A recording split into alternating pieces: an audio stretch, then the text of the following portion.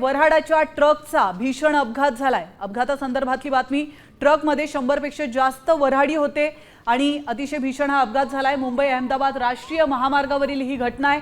अपघातात तीन ते 4 जणांचा दुर्दैवी मृत्यू झाल्याची माहिती समोर येते आणि 25 जण हे जखमी झालेत।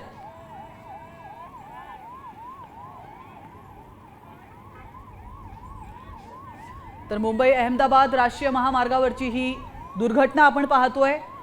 भल्या मोठ्या ट्रकचा अपघात झालेला आहे। तब्बल 100 वऱ्हाडींनी भरलेली ही ट्रक होती जी या ठिकाणी पलटली आहे।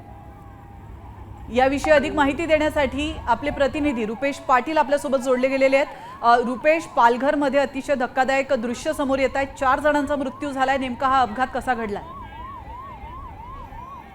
धानुरीकडे निघालेला हा वऱ्हाडांचा टेम्पो साखरपुड्यासाठी निघाला होता। जवळपास 100 पेक्षा जास्त अधिक लोक जी आहेत ते या टेम्पोमध्ये होती।